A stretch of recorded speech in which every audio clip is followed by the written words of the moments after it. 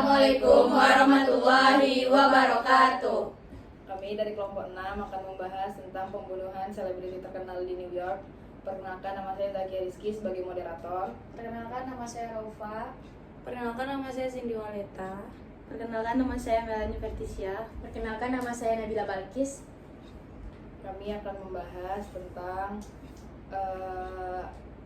pembunuhan selebriti terkenal di New York. Baiklah, coba Anda jelaskan secara singkat bagaimana kasus ini terjadi.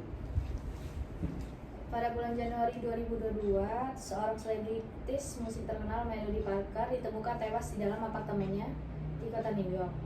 Tubuhnya ditemukan dengan luka, tusukan di dada dan terdapat bekas perlawanan di tempat kejadian. Kasus ini langsung menjadi pusat perhatian media dan publik. Setelah penyelidikan intensif yang dilakukan oleh pihak kepolisian, akhirnya seorang tersangka ditangkap. Dia adalah mantan kekasih Melody yang diketahui memiliki hubungan yang tidak harmonis dengan korban. Motif yang diduga kuat adalah kecemburuan dan dendam setelah putus hubungan. Terus menurut Anda, siapakah pelakunya, kapan dan di mana peristiwa ini berlangsung, dan apa kira-kira motif pelaku melakukan hal ini?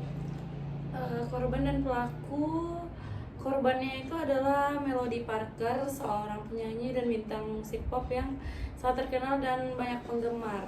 Pelaku adalah John Davis, mantan kekasih Melody yang putus secara tidak baik-baik. Waktu dan tempat kejadian pembunuhan terjadi pada malam tanggal 15 Januari 2022 di apartemen Melody Parker di kawasan Upper West Side, New York. Jenazah Melody ditemukan keesokan harinya oleh asisten yang datang untuk membantunya bersiap.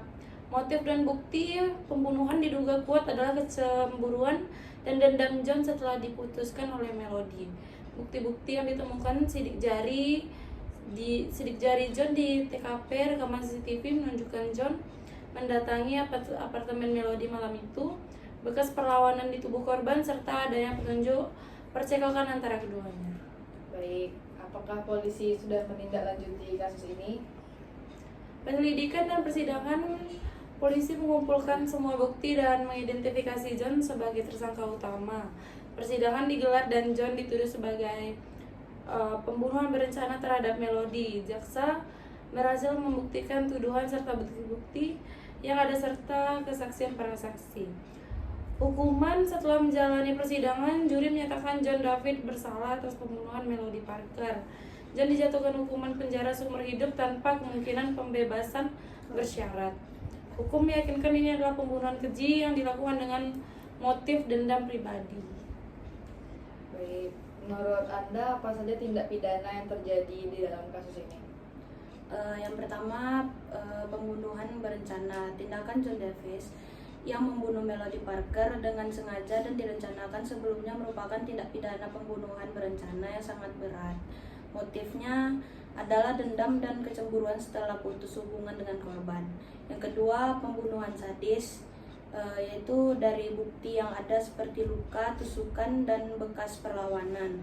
Yang ketiga adalah penganiayaan atau kekerasan fisik. Yang keempat, pelanggaran memasuki properti pribadi. Yang kelima, kepemilikan senjata tajam ilegal.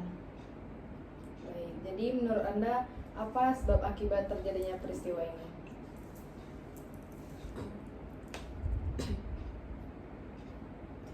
Baik, sebab terjadinya peristiwa ini yang pertama, motif dendam dan kecemburuan.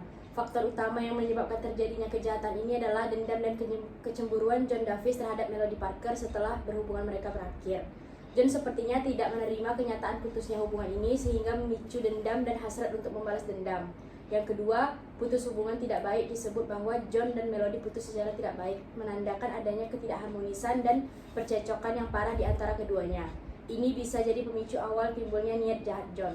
Yang ketiga, masalah kepribadian atau mental, motif dendam dan tindakan sadis John mengidentifikasikan adanya kemungkinan masalah kepribadian atau mental tertentu yang membuat tidak bisa mengendalikan emosi dan melakukan tindakan kriminal keji seperti pembunuhan. Dan yang keempat, kurangnya kontrol diri, tidak adanya upaya untuk mengendalikan emosi, mencari jalan damai atau bergantung pada hukum juga menjadi sebab mengapa John akhirnya melakukan pembunuhan sebagai pelampiasan dendam. Oke, upaya apa aja yang bisa dilakukan terhadap kasus ini? Baik, upaya yang pertama yaitu ada upaya primitif, yaitu mencegah sebelum terjadi. Yang pertama, edukasi dan konseling mengenai pengendalian emosi dan resolusi konflik, terutama bagi pasangan yang sedang menghadapi krisis hubungan atau proses putus. Yang kedua, kampanye anti kekerasan dan anti balas dendam, mempromosikan penyelesaian masalah dengan cara damai dan menggunakan jalur hukum. Yang ketiga, peningkatan literasi kesehatan mental agar orang lebih peka dan responsif terhadap masalah kejiwaan seperti depresi, gangguan kepribadian, dan lain-lain. Dan yang keempat, peningkatan keamanan dan perlindungan bagi selebriti dari kemungkinan pelecehan atau bahaya dari penggemar atau mantan pasangan. Yang kedua yaitu upaya preventif atau mencegah saat ada indikasi akan terjadi. Yang pertama, pemantauan dan investasi dini terhadap individu yang menunjukkan gejala permusuhan, dendam, atau niat balas dendam berlebihan. Dan yang kedua, pembatasan akses senjata tajam atau senjata api bagi individu berisiko tinggi melakukan kekerasan. Yang ketiga, pelibatan keluarga, teman dekat, psikolog untuk membantu menangani krisis emosional atau masalah mental yang berpotensi memicu tindak kekerasan. Dan yang terakhir, peningkatan sistem keamanan di lingkungan selebriti seperti penjagaan ketat, kontrol akses, dan lain-lain. Terakhir, upaya represif atau menindak setelah terjadi. Yang pertama, proses hukum yang tegas dan adil bagi pelaku tindak kekerasan atau pembunuhan seperti dalam kasus ini. Yang kedua, melakukan rehabilitasi mental dan konseling bagi pelaku agar tidak mengulangi tindak serupa. Yang ketiga, pemberian kompensasi dan dukungan kepada korban atau keluarga korban. Keempat, evaluasi sistem keamanan dan mencegah prosedur untuk mencegah terulangnya insiden serupa di masa depan. Yang kelima, kampanye anti kekerasan dan edukasi masyarakat terkait dampak tindakan kriminal seperti ini. Oke.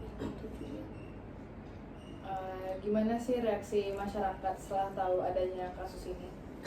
Yang pertama itu kemarahan dan kejijikan. Yang kedua, kepanikan dan ketakutan. Yang ketiga, kekhawatiran keamanan selebriti. Yang keempat, tuntutan hukuman berat. Yang kelima, permintaan evaluasi sistem keamanan. Yang keenam, kampanye anti kekerasan. Yang ketujuh, debat terkait kesehatan mental.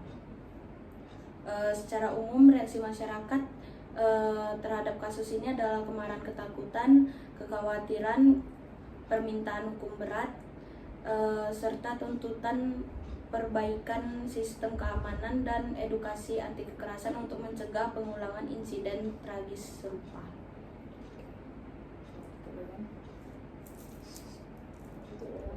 Nanti foto aja. Baik, sekian podcast dari kami tentang pembunuhan selebriti terkenal di New York.